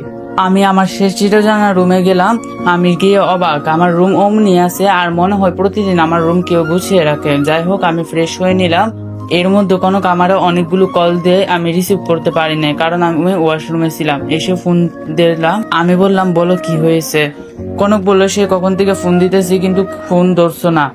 কোনো মেয়ের সাথে প্রেম করছো নাকি? ওহ, আমি তো পূরণ হয়ে গেছি, এখন আমার ভালো লাগে না, তো অন্য মেয়ের কাছে যাও। আমি রাগ করে ফোন কেটে দিলাম। কনক এই আমারে চিনলো বলে আম্মু খেতে ডাকলো। আম্মু বললো, বাবা খেতে এই, তোর জন্য সবাই অপেক্ষা করছে। আমি খাবার টেবিলের সামনে গিয়ে বললাম, আমি আপনারা মাফ করছি বলে যে এই বাড়িতে খেতে হবে তা না। 10টা বছর আমার জীবন থেকে ফিরিয়ে নিছেন, পারবেন ফেরত দিতে? সেদিন যদি আমার শ্বশুর আমারে তার বাড়িতে জায়গা না দিত, তাহলে আমি এতদিন এত দূরে আগাতে পারতাম না। আম্মু বলল, আমাদের তো ভুল হয়ে গেছে বাবা, আমরা তো তোর কাছে মাফ চাইছি, আর এ হলো তোর ভাবে পরিচিত হয়ে নে। আমি বললাম, সেদিন কি বলছিলেন তোর মতো চরিত্রহীন আমার ছেলের বিয়েতে গিয়ে আবার কোন মেয়ের সর্বনাশ করবে, বেরিয়ে যা বাড়ি থেকে। সেদিন বাবার জন্য খুব কষ্ট পেয়েছিলাম, কারণ সবাই সব থেকে বেশি আমাকে বাবা ভালোবাসতেন। আর আজ পরিচিত হতে বলছেন, জানি না আজ আমার টাকা দেখে কি আমাকে পরিচিত হতে দিতেছেন। ভাবি বলল, আচ্ছা আপনি কে আর কি বলতেছেন এগুলো, আমি তো কিছু বুঝতে পারছি না। আর আমার স্বামীর তো কোনো ছোট ভাই নাই, তারা তো 2 ভাই। আমি বললাম, আজ থেকে 10 বছর আগে আমি তাদের সন্তান ছিলাম, ভাই ছিলাম, কিন্তু আমাকে মিথ্যা অপবাদ দিয়ে বাসা থেকে বের করে দেয় আমার মামি আর মেজো ভাই। বাসা থেকে বের হয়ে আমি চট্টগ্রাম চলে যাই। ভাগ্যের কি খেলা দেখেন, ওখানে আমার বউয়ের ছোট ভাই আর তার বাবাকে আমি রক্ষা করি ডাকাতদের হাত থেকে। আমিও আঘাত পাই। তারপর তারা তাদের বাড়িতে নিয়ে যায়, আমাকে সকল সুবিধা দেয়। তারপর আমি প্রতিষ্ঠিত হয়ে উঠি, তারপর তার মেয়েকে বিয়ে করি। আর এখন আমি কুষ্টিয়াতে একটা বাড়িও আছে। আজ কি নাই, আমার ব্যাংকের ব্যালেন্স, টাকা পয়সা, গাড়ি বাড়ি সব আছে, কিন্তু আমার অতীতটা যে অনেক ভয়াবহ, বলছিলাম না, কান্না করছিলাম। এমন সময় আমার বড় ভাই মেজো ভাইরে হসপিটাল থেকে নিয়ে আসে। এখন মোটামুটি ভালো আছে মেজো ভাই। আমাকে দেখে সে পা ধরে মাফ চাইলো। আমি বললাম সেদিন কি অন্যায় করছিলাম যার কারণে একটা ছোট ছেলেকে মিথ্যা অপবাদ দিয়ে বাসা থেকে বের করে দিছিলেন, বলে আমি চলে আসতে যাব। এমন সময় ভাইয়ের মেয়ে আমার হাত ধরে বলে, চাচ্চু তুমি কোথায় যাচ্ছ? আমি বললাম, কোথাও না মা, আমি বাসায় যাচ্ছি, তোমার ছোট আম্মু একা বাসায়। বলে চলে আসলাম। এসে মনে পড়লো আমার পাগলিটা অনেক কষ্ট পাইছে, তাই তার জন্য ফুচকা, চকলেট, আইসক্রিম আর এক টুকরা গোলাপ ফুল নিয়ে বাসায় গেলাম। আমিও অবাক, ওর চোখ একদম লাল হয়ে আছে, নিশ্চয়ই কান্না করছে। আমি গিয়ে ফ্রেশ হয়ে খেতে গেলাম। আজ আর কেউ খাইয়ে দিল না। আমি খেয়ে রুমে যেয়ে দেখি কনক যেন কার সাথে কথা বলছে, আমাকে দেখে কেটে দিল, কিন্তু আমি সন্দেহ করি নাই। আমি কনকরে যা আনছিলাম সব দিলাম, গোলাপটা বাদে। ও বললো, এসব আমার লাগবে না, যে মেয়ের কাছে ছিলি তার কাছে যা, আমি কে তোর, আমি তো এখন পুরাতন, আমারে তো আর ভালো লাগে না। আমি ওকে পিছন থেকে জড়িয়ে ধরে বললাম, কে বলেছে আমার বউ পুরাতন, ও তো আমার কাছে সব সময় নতুন। কনক বলল, তাহলে ওই মেয়ের কাছে গেলি কেন, আমার কি কোনো কিছু কম আছে? আমি এবার ওর গালে ঠাস করে চড় মেরে দিলাম। বারবার খালি মেয়ের কথা বলতেছো, তুমি কি দেখছো আজ আমি আমার বাড়ি গেছিলাম, যা হয়েছে তারপর সব বললাম। কনক বলল, আমার ভুল হয়ে গেছে, আমি বুঝতে পারি না, বলে আমাকে জড়িয়ে ধরলো। আমি ওকে বুকে টেনে নিলাম। আরে পাগলি, তোমার জায়গা আমার পায়ে না, আমার বুকে। তারপর শুয়ে পড়লাম, অপেক্ষা করতেছি কখন রাত 12টা বাজবে। আমি আর ও সামনাসামনি শুয়ে আছি। আমি ওর গালে হাত বুলিয়ে বললাম, অনেক জোরে লাগছে তাই না জান? কনক বলল, তোমার সাথে কথা নাই, আমার কাছে আসবা না বলে দিলাম। কে শুনে কার কথা? আমি ওর ঠোঁটের সাথে ঠোঁট মিলিয়ে 10 মিনিট পর ছেড়ে দিলাম। কনক হাঁপাচ্ছে। আমি তারপর কনকরে কুলে করে ছাদে নিয়ে গেলাম। কনকের কুলে মাথা দিয়ে শুয়ে আছি আর ও আমার মাথায় হাত বুলিয়ে দিতেছে, খুব ভালো লাগছিল। এবার উঠে পড়লাম। কনক বলল, কি হয়েছে, হঠাৎ উঠে গেলে যে? আমি দৌড়ে রুমে চলে আসলাম, ফুলটা নিয়ে আবার ছাদে চলে আসলাম। এসে ওরে দিলাম ফুলগুলো। তারপর কনক আর আমি রুমে চলে আসি। তারপর ডুবে যাই ভালোবাসার সাগরে। সকালবেলা আমার ঘুম ভেঙে যায়, দেখি কনক ওয়াশরুম থেকে বের হচ্ছে, শরীর ভেজা। আর আমি থাকতে পারলাম না, গিয়ে জড়িয়ে ধরলাম। কনক বলল, এই 7 সকালে কি শুরু করলা, সারা রাত ঘুমাতে দাও না, এখন আবার শুরু করছো? এমন সময় আমার ফোন বেজে উঠে। আমি রিসিভ করতে ও পাশ থেকে যা বললো তা শুনে আমার পা মাটি থেকে সরে যায়। কথাটি হলো, আমার মা নাকি হসপিটালে, তার প্রেশার বেড়ে গেছে, অনেক খারাপ অবস্থা। আমি শুনে দূরে চলে যাই, হসপিটালে গিয়ে সোজা আম্মুর কেবিনে চলে যাই, কিন্তু আম্মু এখনো ঘুমিয়ে আছে। আমি পাশে বসে আছি, আমার পাশে পরিবারের সবাই আছে, মামি ছাড়া। এমন সময় কনক চলে আসে আমার কাছে, এসে আমারে বলে, আম্মুর কি এখনো জ্ঞান ফেরে নাই? আমি বললাম, না, তুমি এখানে বসো। কনক বলল, আচ্ছা। আমার চোখ দিয়ে অজোরে পানি পড়ে যাচ্ছে। তারপর দুপুর 3টায় মার জ্ঞান ফিরলো। আমি মার কাছে গিয়ে বললাম, মা আমাকে মাফ করে দাও, আমি বুঝতে পারি নাই। আম্মু বললে, এখানে তোর কোনো দোষ নাই রে বাবা, এখন কি সব বাদ দিবে নাকি? আমার মাকে বলতে না দিয়ে কনক মার মুখ চেপে ধরলো। কনক বলল, আর যেন এমন কথা না শুনি মা। আম্মু বললে, এটা কে রে বাবা? ভাবি বলল, ওইটা আপনার ছোট বৌমা। আমি তো লজ্জায় শেষ। আম্মু বলল, আমার না জানিয়ে বিয়ে করে নিলি, আমি মানতে পারলাম না, কিন্তু যা হওয়ার হয়ে তো গেছে, কিন্তু তোদের বিয়ে আবার হবে। সবাই এবার বলে উঠলো, ঠিক বলেছেন, ওরা আবার বিয়ে হবে। এমন সময় বড় ভাই আর মেজো ভাই বলে উঠলো, আমাদের সাথে কি কথা বলবি না? আমি দৌড়ে গিয়ে তাদের জড়িয়ে ধরলাম আর কান্না করে দিলাম। তারপর আম্মুকে নিয়ে বাসায় চলে আসলাম। আমরাও আমাদের বাসায় চলে আসলাম। তারপর দিন সবকিছু আমাদের বাসায় নিয়ে গেলাম, আবাসপত্র সহ প্রয়োজনীয় সব। সবাই মিলে সব ঠিক করে সন্ধ্যা হয়ে গেল। এবার সবাই রাতের খাবার খেয়ে নিলাম, যেহেতু দুপুরে খাওয়া হয় নাই। তারপর সবাই ড্রয়িং রুমে বসে কথা বলছিলাম। বড় ভাই বলল, তা কনক, তোমার বাবা মা কেমন আছে, ফোন দিছো কি? কনক বলল, জি ভাইয়া ভালো আছে, কিন্তু এখনো ফোন দেই নাই। আম্মু বলল, এখনই ফোন দাও ফার্স্ট। কনক বলল, আচ্ছা আম্মু, বলে ফোন দিল। আর আমি বসে থাকতে ভালো লাগতেছে না, তাই আমি আমার রুমে চলে আসলাম। আর অনেক বছর গেম খেলা হয় নাই, পিসিটা অন করলাম, মনের ইচ্ছা মতো গেম খেলছি। এদিকে কনক ফোন দিল তার বাবার কাছে। তারপর আম্মু ফোনটা নিয়ে নিল। ওই পাশ থেকে বলল, কিরে মা, কেমন আছিস? আম্মু বলল, আসসালামু আলাইকুম বিআই সাহেব, কেমন আছেন? কনকের আব্বু বলল, আলহামদুলিল্লাহ ভালো আছি, কিন্তু আপনি কে, আপনাকে তো চিনলাম না। আম্মু বলল আমি সুহানের আম্মু। কনকের আব্বু বলল কিন্তু এইসব কিভাবে হলো, ওকে তো বাড়ি থেকে বের করে দিছিলেন, কিন্তু এখন। আম্মু বলল যাই হোক সব ভুলে যান ভাই, আমি কনক আর সুহানের আবার বিয়ে দিতে চাই, আপনি কি বলতেছেন?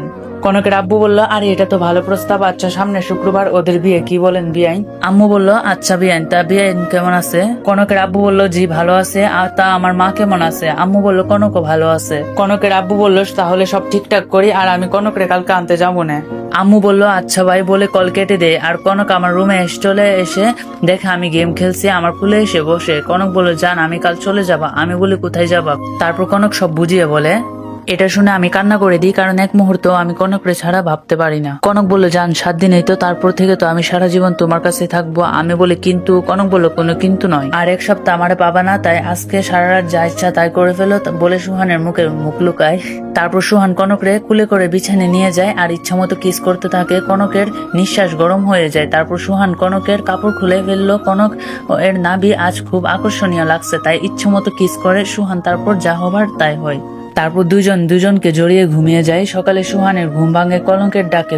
তারপর সুহান গোসল করে নামাজ পড়ে বাইরে হাঁটাহাঁটি করে চলে আসে। তারপর নাস্তা করে ঘুমিয়ে পড়ে। ঘুম ভাঙলো ভাবির ডাকে। ভাবি বলল এই সাহেব উঠো, কিছু কথা আছে তোমার সাথে। আমি উঠে বললাম ভাবি আপনি আমার রুমে? ভাবি বলল আমি বললাম আচ্ছা মামির কি হয়েছিল যে মামার সব সম্পত্তি নিজের নামে লিখে নিল? এমন সময় ভাবি যা বললো তা শুনে আমার মাথা ফুল গরম হয়ে গেল, কারণ মামি নাকি মামাকে টাকার জন্য মানুষের সামনে জুতা দিয়ে পিটছিল। আমি বললাম আচ্ছা ভাবি সে এখন কোথায় আছে? ভাবি বলল তার বাপের বাড়িতে। আমি বললাম একটা বুদ্ধি বের করো যেটা দিয়ে আবার সব সম্পত্তি ফিরিয়ে আনা যাবে। ভাবি বলল আচ্ছা আমি আজ রাতে ভাববো না, এখন যাও গোসল করে নাও, লাঞ্চ করতে হবে। আমি আচ্ছা বলে ওয়াশরুমে ঢুকলাম। তারপর গায়ে সাবান মাখানো শেষ, এমন সময় দেখি আমি টাওয়াল আনি নাই। আমি বললাম এই কনক টাওয়ালটা কোথায়, দিয়ে যাও তো। কনক বলল আচ্ছা আনছি। তারপর ওয়াশরুমের দরজা খুলে ওর হাতটা ধরে ভিতরে নিয়ে আটকে দিলাম। কনক বলল এই কুত্তা, তুই টাওয়ালের নাম করে আমার ওয়াশরুমে ঢুকালি। আমি বললাম জান আজকে একসাথে গোসল করি বলে ওকে একটা কিস করি, তারপর আমার গায়ে সাবান মাখিয়ে দেয় কনক, আমিও ওর গায়ে সাবান মাখিয়ে দিই। তারপর গোসল করে বের হয়ে রেডি হয়ে নিচে চলে আসি খাওয়ার জন্য। ভাইয়ের মেয়ে বলল চাচু তোমার জন্য কোনো রান্না আম্মু করে নাই, তুমি খেতে পারবা না। ওর নাম হচ্ছে সাদিয়া আফরিন, সবাই আফরিন বলে ডাকে। আমি বললাম কি ভুল করছি তাই বলো। আফরিন বলল কাল এখানে আসছো, আমার সাথে একটাও কথা বলো নাই, আর আমার জন্য চকলেট আইসক্রিম কিছুই আনো নাই। আমি বললাম ও এই ব্যাপার, ছোট আম্মু একটু পর বাসায় চলে যাবে, তারপর তোমাকে নিয়ে ঘুরতে যাব। কেমন? আফরিন বলল তুমি খুব ভালো চাচ্ছু। তারপর সবাই খাচ্ছি, এমন সময় কে যেন কলিং বেল বাজালো। আমি গিয়ে দরজা খুলে দিলাম, দেখি আমার পুলার নানা ভাই। আমি বললাম আসসালামু আলাইকুম বাবা, কেমন আছেন? বাবা বলল ওয়ালাইকুম সালাম, আলহামদুলিল্লাহ ভালো। বাবা তুমি কেমন আছো? আমি বললাম আমিও আলহামদুলিল্লাহ ভালো আছি, আসেন ভিতরে আসেন। তারপর সবাই খাওয়া শেষ করলো, যে যার রুমে চলে গেল। আমি আমার রুমে গিয়ে দেখি আমার পাকলি বউটা কান্না করছে আর রেডি হচ্ছে। আমি পিছন থেকে জড়িয়ে ধরে বলি এই পাকলি কান্না করছো কেন? মাত্র 7 দিনেই তো, একটু কষ্ট করে যান। কনক বলল আমি তোমাকে ছাড়া থাকতে পারবো না যান বলে কান্না করতে থাকে। আমি ওর কপালে কিস করে বললাম আমরা প্রতিদিনে ফোনে কথা বলবো না পাকলি। কনক বলল যদি কোনো মেয়ের দিকে তাকাস আমি যাওয়ার পর তোর খবর করে ছাড়বো বলে গেলাম। তারপর ও আমার কপালে একটা চুমা দিয়ে বাবার সাথে বের হয়ে গেল। আমিও ঘুমিয়ে গেলাম। ঘুম ভাঙলো ভাবির ডাকে। ভাবি বলল এই সোহান সন্ধ্যা হয়ে গেছে তো, আর কত ঘুমাবি, উঠ এবার। আমি বললাম জি ভাবি বলে উঠে ওয়াশরুমে গিয়ে ফ্রেশ হয়ে আসলাম। একটু নাস্তা করলাম, তারপর বাইরে বের হলাম। আজ অনেকদিন বাইরে বের হই না। তারপর আড্ডাখানায় গিয়ে দেখি সবাই আছে। সুমন বলল কিরে কেমন আছস, আর সে কবে বাড়ি থেকে গেলি আর আসলি না? এমন সময় শিহাবের ফোন আমি রিসিভ করতে ওই পাশ থেকে বলল মামা কই আছো? আমি বললাম 4 রাস্তার মোড়ের পাশের গলিতে। শিহাব বলল থাক আমি আসছি বলে কল কেটে দিল। আমিও দোকানে বসলাম, মামা একটা চা দেন তো বলে একটা কলা রুটি খেতে লাগলাম। তারপর খাওয়া শেষ করে দেখি শিহাব বলে কিরে মামা খুশির খবর আছে? আমি বললাম কি হয়েছে? শিহাব বলল রাফিয়ার সাথে আমার প্রেম হয়েছে মামা।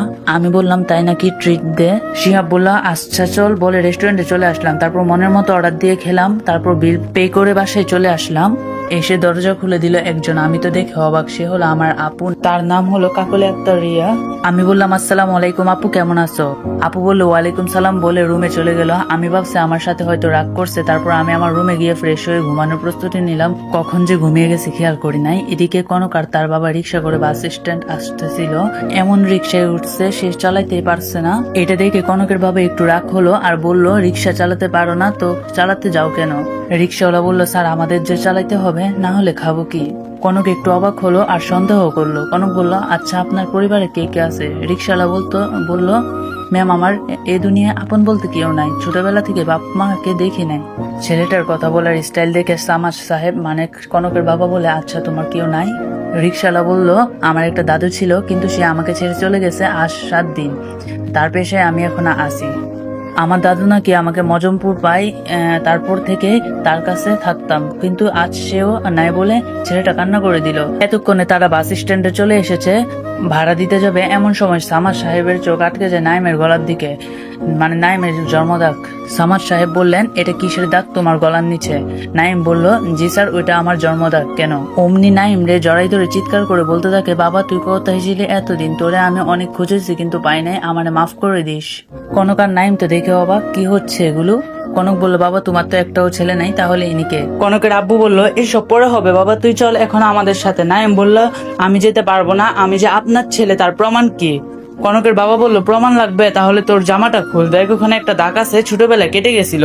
নাইম জামা খুললো, তারপর কনক বলল, দেখো সত্যি সত্যি পিঠে দাগ আছে। তারপর আর বুঝতে বাকি রইলো না। নাইম বলল, আচ্ছা আমি যাচ্ছি, কিন্তু দাদুর এগুলো কে দেখবে? তারপর একজন পরিচিত লোককে তার সকল দায়িত্ব দিয়ে নাইমের সার্টিফিকেট সহ মাস্টার্স এর বইগুলো নিয়ে তারা বাসে উঠে পড়ে। সঠিক সময় তারা পৌঁছে যায় চট্টগ্রাম। তারপর রিক্সা করে বাসায় চলে আসে, এসে বাসার সামনে এসে বলে, ম্যাডাম এটা কি আপনাদের বাসা? কনক বলল, জি। তারপর কলিং বেল বাজলো, কনকের খালামণি দরজা খুলে দিল। কনক, এই ছেলেটা কি আর এখানে যে? কনক বলল, এটা আমার ভাইয়া। আর নাইমের রুম দেখিয়ে দেওয়া হলো। তারপর সে ফ্রেশ হয়ে নিচে চলে এলো। সবাই রাতের খাবার খাচ্ছে। সাদমান সাহেব বলল, বুঝলা কনক, তোমার ছোট ভাই তোমার আপন ভাই না। নীলে চলে যাওয়ার পর তুমি ছিলা অনেক ছোট, তারপর একদিন তোমার ছোট ভাইরে নিয়ে আসি, সেটা তোমার খালার জন্য। সবাই নাইমের সাথে কথা বললো। তারপর নাইম তার মায়ের কাছে গিয়ে বলল, আসসালামু আলাইকুম, কেমন আছেন আন্টি?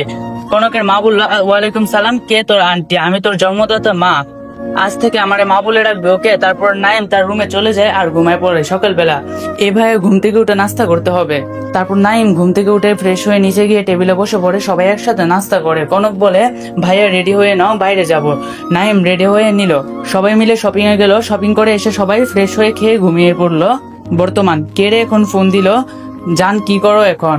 জানো না এখন মানুষ কি করে? ঘুমাচ্ছে, তুমিও ঘুমাও ভাই বলে কল কেটে দিল। বলে কল কেটে দে সোহান, তারপর ঘুমিয়ে পড়ে। ওই উঠবা নাকি পানি মারবো? ধুর, এই অসময় কি কেউ ডাকে? ভাবি বলল, একটা বুদ্ধি পাইছি ভাই, যেটা দিয়ে মামিকে কাবু করা যাবে। আমি খুব উত্তেজিত হয়ে জিজ্ঞেস করলাম, কি বুদ্ধি ভাবি, তাড়াতাড়ি বলো।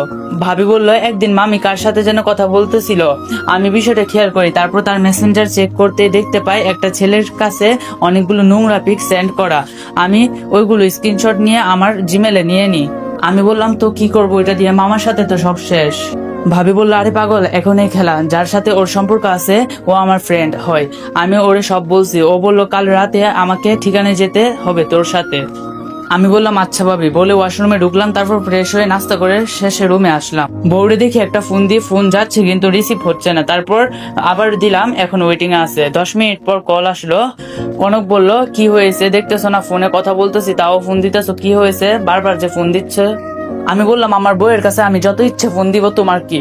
কনক বলল, হয়েছে হয়েছে, কি বলবা তাড়াতাড়ি বলো।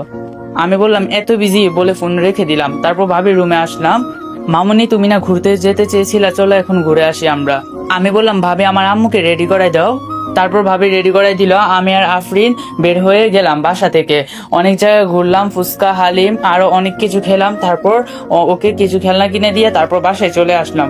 গোসল করে খাওয়া দাওয়া করে শুয়ে আছি, এমন সময় আম্মু আমার রুমে। আম্মু বললো, সোহান রেডি হয়ে শপিং করতে যেতে হবে। আমি রেডি হয়ে নিলাম। তারপর সবাই বের হয়ে আসলাম, নিজেদের বাসার গাড়ি নিয়ে বের হয়ে পড়লাম। তারপর শপিং করে আস্তে আস্তে রাত হয়ে গেল। বাসায় এসে ফ্রেশ হয়ে ঘুমিয়ে গেলাম। আজ সকালে ঘুম ভাঙলো জান্নাতের ডাকে। জান্নাত আমার খালাতো বোন। ওই শালা উঠ, সে কখন থেকে তোরে ডাকছি, উঠ বলছি। ঘুম ঘুম চোখে আমি বললাম, তোরা কখন আসলি রে? জান্নাত বলল, এই মাত্র আসলাম, দেখি তুই ঘুমাচ্ছিস, তাই ডাকলাম। তোর যে আজ গায়ে হলুদ, মনে আছে? আমি বললাম, আমার মনে নাই তো, তোর মনে আছে শালি, তুই নিচে যা। বলে আমি ফ্রেশ হয়ে নাস্তা করে নিলাম। তারপর ভাবিরা আসলো আমার গোসল করানোর জন্য। গ্রামে এটা বেশি হয়। আমার এক ভাবি বলে, প্যান্ট খুলে লুঙ্গি পরে নে। আমি তো লজ্জায় শেষ। তারপর লুঙ্গি পরে গোসল করাই দিল। আবার ঝামেলায়, এখন টাকা না দিলে কিছু পড়তে দিবে না, তাও 1 টাকা না 5,000 টাকা। কি আর করব, আম্মুরে বললাম আমার মানি ব্যাগ থেকে দিতে। তারপর গায়ে হলুদ শেষ হলো। এখন ভাবির সাথে সেই লোকটি দেওয়া ঠিকানায় যাব। তারপর দুজন বের হয়ে পড়লাম, নির্দিষ্ট স্থানে চলে আসলাম। তারপর সেই লোকটি প্লাস মামি, আমি গিয়েই দিলাম ঠাস করে এক চট। কুত্তার বাচ্চা, তুই আমার মিথ্যা অপবাদ দিয়ে বাসা থেকে বের করেছিস।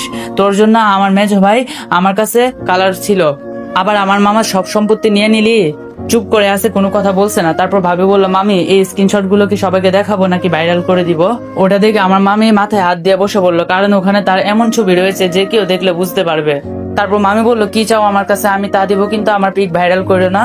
তারপর ভাবি বললো, এখানে একটা সই করে দেন তাহলেই হবে। ভাবি আগে থেকে সব কাগজ গুছিয়ে রাখছিল, তাই শুধু মামির সই হলে হলো।